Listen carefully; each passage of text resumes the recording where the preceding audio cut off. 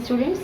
आज जो है हम 12th क्लास से चैप्टर 6 का आपातकाल की पृष्ठभूमि टॉपिक जो है इसको कंटिन्यू करेंगे। इस टॉपिक में जो है हम बता रहे थे आपको कि किस तरीके से आपातकाल जो है आपातकाल लागू करने के पीछे उस समय कौन कौन सी ऐसी जो है परिस्थितियाँ बनी, कौन कौन सी ऐसी सिचुएशंस आई जिनके कारण जो है तत्कालीन श्रीमती इंदिरा गांधी जी ने देश में आपातकाल की घोषणा की। तो ये जो है सेकंड पॉइंट डिस्कस करेंगे आज हम। देखिए दूसरा पॉइंट है गुजरात का नवनिर्माण आंदोलन 1974 के अंदर क्या हुआ था, गुजरात के अंदर जो है एक आंदोलन शुरू हुआ था। ठीक है, शुरू में क्या था कि ये आंदोलन हुआ कैसे, पहले तो ये आपके सामने जो है हम डिस्कस करेंगे आपके साथ कि 1974 में जो है जनवरी 1974 में एनडी कॉलेज ऑफ इंजीनियरिंग के छात्रों ने क्या किया था, जो एनडी इंजीनियरिंग कॉलेज के छात्र थे वो छात्रावास में रहते थे। ठीक है, हॉस्टल में रहते थे। तो हॉस्टल में क्या होता है कि हॉस्टल में जो भी फैसिलिटीज़ होती हैं वो प्री डिसाइडेड होती हैं, पहले से ही उनके बारे में जो है निर्धारित कर दिया जाता है कि किस चीज़ के लिए कितना खर्चा लिया जाएगा। ठीक है, तो जब जो है छात्रों को जो है बीच में ये क्या किया गया, छात्रों के खाने के जो उनका खर्चा था, ठीक है, उनका जो खाने का खर्चा था उसमें क्या कर दिया गया था, उसमें 20% की बढ़ोतरी कर दी गई थी। खाने के खर्च में 20% की बढ़ोतरी कर दी गई, जिसके कारण क्या हो गया, जिसके कारण सभी छात्रों को बहुत ज़्यादा गुस्सा आया और वो इस बात के अगेंस्ट खड़े हो गए कि खाने में जो है ऐसे जो है अचानक से खाने के पैसे में वृद्धि क्यों कर दी गई है। ठीक है, लेकिन क्या हुआ बेटा, ये आंदोलन क्या बन गया था, ये आंदोलन जो एक तरीके से पहले एक सामाजिक आंदोलन था जिसमें केवल ये बात की जा रही थी कि भाई छात्र जो है अपने खाने की बात कर रहे थे। बाद में जो है छात्रों ने जो है उस आंदोलन में और भी बहुत सारी चीज़ों को जोड़ दिया, जैसे भ्रष्टाचार, कुप्रशासन, जमाखोरी, काला बाजारी। ठीक है, इस तरीके के जो और भी समाज के अंदर उस समय जो है सामाजिक और आर्थिक मुद्दे जो फैले हुए थे उन सबको जोड़ करके इन सभी छात्रों ने एक बड़े लेवल का आंदोलन बनाया जिसको हम नव निर्माण आंदोलन के नाम से जानते हैं। ठीक है, इस आंदोलन में जो है इन छात्रों ने जो है वर्तमान समय में कार्यरत राजनीतिक पार्टी जो कि कांग्रेस की थी उसके प्रति जो है पूरी तरह से असंतोष जताया और उनके खिलाफ जो है नारेबाजी की, उनके खिलाफ जो है धरने किए, हड़तालें की। इस तरीके का जो है एक माहौल क्रिएट कर दिया कि जिससे जो है केंद्र जो उस राज्य सरकार थी वहाँ की वो पूरी तरह से जो है घबरा गई और जो है वो बहुत एकदम से जो है गुस्से में आ गई कि अब ये क्या हो गया सिस्टम। देखो नवनिर्माण आंदोलन जो है स्टार्टिंग कहाँ से हुई थी, छात्रों ने स्टार्टिंग की थी, लेकिन बेटा जब ये इस तरीके के मुद्दे सारे इसमें ले लिए गए, ठीक है, तो जब इतने हाई लेवल का जो अगर मान लीजिए कोई आंदोलन चल रहा है तो उसमें क्या होता है, ऑटोमेटिकली जो राजनीतिक पार्टियां होती है, जो अन्य राजनीतिक पार्टियां होती हैं, विरोधी पार्टियां जो होती हैं वो भी क्या करती हैं, वो एकदम से इसमें आकर के अपना जो है अपना इसके अंदर अपना विरोध प्रकट करती हैं। तो इसके अंदर जो है बड़े राजनीतिक दल जैसे जनसंघ, कांग्रेस संगठन, इस तरीके के जो संगठन है जो वो एकदम से इसके अंदर कूद पड़े और उन्होंने जो है इस नवनिर्माण आंदोलन में अपनी महत्वपूर्ण भूमिका निभाई। तत्कालीन मुख्यमंत्री जो है हमारे चिमन भाई पटेल, अगर उनके बारे में हम बात करें तो चिमन भाई पटेल जी ने क्या किया था, चिमन भाई पटेल जी ने भी उस समय जो है अपना इस्तीफा दे दिया था, अपना त्याग पत्र दे दिया था, क्योंकि वो सारी सिचुएशंस को, उन सब जो छात्रों का जो आंदोलन था उसको कंट्रोल नहीं कर पा रहे थे, उसको दबा नहीं पा रहे थे। ठीक है, तो ऐसे स्थिति में जब उन्होंने त्याग पत्र दे दिया तो ऑटोमेटिकली क्या होता है कि केंद्र सरकार क्या कर देती है, राज्य के अंदर राष्ट्रपति शासन लागू कर देती है। ठीक है, जब राष्ट्रपति शासन लागू हो जाता है तो जो विपक्षी पार्टीज हैं वो कहती हैं कि राष्ट्रपति शासन किस लिए लागू किया गया है, राष्ट्रपति शासन को हटाइए और यहाँ पर जो है वापस से चुनाव करवाइए ताकि जो है यहाँ पर कोई एक सही तरीके से कोई राजनीतिक पार्टी यहाँ पर सत्ता में आ सके और वो इस राज्य का यानी कि गुजरात का जो है सही तरीके से उसके विकास को आगे बढ़ा सके। ठीक है, जो तत्कालीन जो विपक्षी दल थे उनमें सबसे मजबूत जो उन्होंने एक तो सबसे महत्वपूर्ण नारा लगाया था, लोकतंत्र वापस लाओ।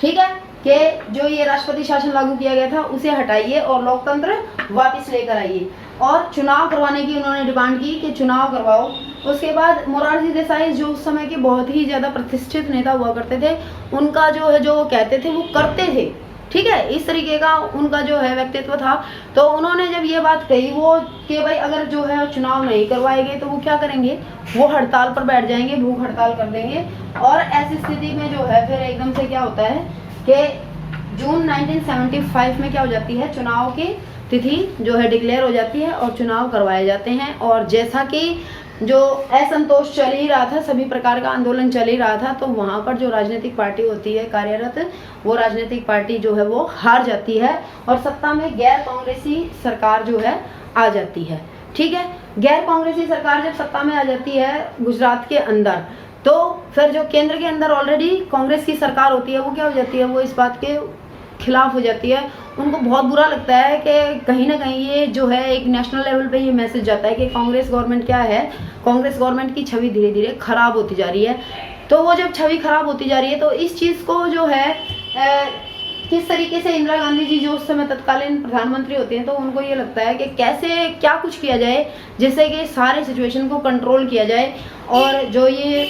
गुजरात जहाँ पर गैर कांग्रेसी सरकार का शासन स्थापित हो गया है उसको भी जो है अपने अंडर लिया जाए। तो इस विचार से जो है वो 25 जून 1975 को क्या कर देती हैं, आपातकाल की घोषणा कर देती हैं और इस तरीके से जो है आपातकाल लागू हो जाता है। ठीक है, तो ये देखो, ये इतनी सारी कंडीशंस जो हैं ये इस तरीके से जब राज्य के अंदर बन जाती हैं, और एक राज्य नहीं है, मैं आपको अलग अलग राज्य की बताऊंगी। ये गुजरात का है, इसका बाद जो है मैं आपको बिहार के बारे में बताती हूँ कि बिहार में भी जो है इसी तरीके से जो है बहुत बड़ा आंदोलन हुआ है, जिसके बाद जो है बिहार में भी सिचुएशंस आउट ऑफ कंट्रोल हुई और वहाँ पर भी जो है सिचुएशंस को हैंडल करने के लिए किस तरीके से जो है अलग अलग देश, अलग अलग राज्यों में जो कंडीशंस खराब हो रही थी उन सबको कंट्रोल करने के लिए जो है एक ही हथियार था, वो था आपातकाल, जिसको जो है लागू करना पड़ा। ठीक है, हाँ चलिए, तो हम अब जो है आपातकाल की पृष्ठभूमि से रिलेटेड फोर्थ रिव्यू करते हैं कि किस तरीके से जो है इमरजेंसी को लाने में चौथा कारण जो है इम्पोर्टेंट रहा। तो चौथा कारण है हमारा रेलवे की हड़ताल। ठीक है, तो रेलवे डिपार्टमेंट ने क्या कर दिया था, स्ट्राइक कर दी थी बहुत हाई लेवल वाली। ठीक है, तो मई 1974 में किस कारण से की गई थी ये हड़ताल? देखिए इसके कारण क्या क्या थे। पहली बात, रेलवे कर्मचारी क्या कर रहे थे, वेतन, बोनस और सेवा से जुड़ी अन्य शर्तों को परिवर्तन करने की, उनमें और सकारात्मक सुधार करने की बात कर रहे थे, जो काफ़ी लंबे समय से वो जो है उसके लिए मांगे कर रहे थे सरकार से कि उनमें सब में चीज़ों में जो है वेतन, उनका बोनस और अन्य सेवाएं, शर्तें जो हैं उन सब में क्या की जाए, उनमें उनको जो है पहले से बेहतर बनाया जाए। ठीक है, लेकिन जो है उनकी कोई भी सुनवाई नहीं हो रही थी, तो उन्होंने क्या किया, उन्होंने जो है हड़ताल का आह्वान किया और फाइनली जो है उन्होंने मई 1974 में जो है हड़ताल घोषित कर दी। इस तरीके से इस हड़ताल का जो सबसे जो है मेन लीडर कौन रहे, हमारे जॉर्ज फर्नांडिस जो हैं इसके मेन लीडर थे। ठीक है, ये हड़ताल हो जाती है बेटा। इस हड़ताल के क्या होता है कि सरकार इस हड़ताल के बिल्कुल खिलाफ होती है। सरकार ये कहती है कि ये जो रेलवे विभाग है ये एक तरीके से सार्वजनिक आवश्यकताओं से जुड़ा हुआ विभाग है। ठीक है, ये एक पब्लिक सेक्टर है, इसलिए जो है इस गवर्नमेंट सेक्टर का जो ये है ये जो विभाग गवर्नमेंट सेक्टर से जुड़ा हुआ है, तो इसको जो है इस तरीके से हड़ताल करना, इसका जो है वो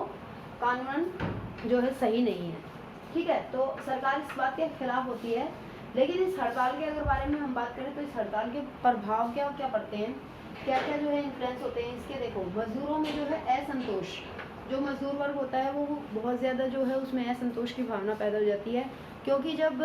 जो ट्रेन्स होती हैं वो रुक जाती हैं, हड़ताल हो जाती है, उनकी चलना बंद हो जाती है, तो सारा जो है आवागमन जो होता है वो भी बंद हो जाता है।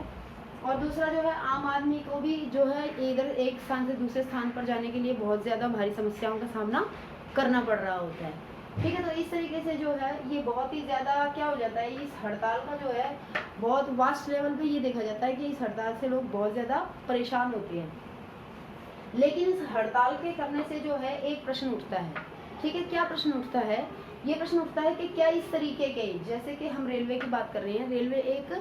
सार्वजनिक उद्यम है, तो क्या ये जो रेलवे विभाग जैसे जो विभाग हैं, जो सार्वजनिक आवश्यकताओं से जुड़े हुए विभाग हैं, क्या वो हड़ताल कर सकते हैं इस तरीके से, जिनका संबंध सीधा जो है एक आम आदमी से है, साधारण इंसान से है, जो प्रतिदिन जो है आवश्यकता से संबंधित विभिन्न वस्तुओं को और लोगों को इधर से उधर लेकर के जाते हैं। क्या रेलवे जैसा इम्पोर्टेंट विभाग जो है या अन्य कोई और सार्वजनिक जो विभाग है जिसका संबंध जो है नॉर्मल आवश्यकताओं से है, मानव जीवन की आवश्यकताओं से है, तो क्या वो विभाग इस तरीके से हड़ताल कर सकता है? ये एक महत्वपूर्ण प्रश्न उठ करके सामने आया कि क्या सार्वजनिक आवश्यकताओं से जुड़े हुआ जो विभाग है वो हड़ताल कर सकता है क्या, ठीक है, या फिर वो हड़ताल नहीं कर सकता है। तो देखिए, जो मजदूरों की, कर्मचारियों की, अधिकारियों की अगर हम बात करें तो वो जो वर्ग है वो तो यही कहेगा कि अगर उनकी मांगे सही टाइम से पूरी नहीं हो रही हैं, अगर उनकी तरफ ध्यान नहीं दिया जा रहा है, तो ऐसी स्थिति में वो तो अपनी हड़ताल को जायज़ कहेंगे, ठीक है। लेकिन सरकार का इसमें पॉइंट ऑफ व्यू क्या था? सरकार इस प्रकार की हड़ताल को पूरी तरह से अवैधानिक मानती है और सरकार कहती है कि ये बिल्कुल जो है कानूनी रूप से गलत है, इस प्रकार की हड़ताल करने का इनको कोई भी अधिकार नहीं है, ठीक है। और इसको अवैधानिक बताते हुए सरकार क्या करती है, जो भी कर्मचारी हड़ताल पर बैठे होते हैं उन कर्मचारियों को गिरफ्तार कर लिया जाता है। तो ये 20 दिन की जो है ये हड़ताल होती है और 20 दिन में जो है पूरे देश के अंदर जो है इतना ज़्यादा प्रॉब्लम्स हो जाती हैं, इतनी ज़्यादा प्रॉब्लम्स हो जाती हैं कि उससे आम आदमी से लेकर के और जो है व्यापारी, मजदूर, हर व्यक्ति जो है इस समस्या में से जो है परेशान हो चुका होता है कि ये हड़ताल ख़त्म क्यों नहीं हो रही है और सरकार इनके लिए कुछ काम क्यों नहीं कर रही है। इन बिटवीन क्या होता है कि 20 दिन की हड़ताल जो बिना किसी परिणाम के जो है वो रद्द हो जाती है और इस तरीके से ये जितने भी कर्मचारी होते हैं ये सब वापस अपने काम पर आ जाते हैं। ये हड़ताल इस तरीके से समाप्त तो हो जाती है, लेकिन क्योंकि ये हड़ताल जो है ये रेलवे विभाग के ये केंद्र के अंडर होता है, तो इसलिए ये रेलवे विभाग की जो है हड़ताल केंद्र के द्वारा ख़त्म करवा दी जाती है। लेकिन कहीं ना कहीं सारे का सारा परिणाम क्या निकलता है इसका कि जो ये राष्ट्रव्यापी जो रेलवे हड़ताल होती है उसमें कर्मचारी, मजदूर, व्यापारी और आम आदमी सब में क्या हो जाता है, असंतोष की भावना फैल जाती है। सब के सब जो है इस के बारे में सोचने लगते हैं कि ये सब कुछ जो है क्या जायज़ है, सही है या नहीं है, ठीक है। और इससे क्या होता है कि इससे जो भी सत्ता में हमारी सरकार होती है केंद्र के अंदर, यानी कि श्रीमती इंदिरा गांधी जी, वो भी इस हड़ताल के प्रभाव से अछूती नहीं रहती हैं। वो भी जो है इसके बारे में बार बार सोचते हैं और लोगों को जो है अपने सत्ता में होने के प्रभाव को दिखाने के लिए,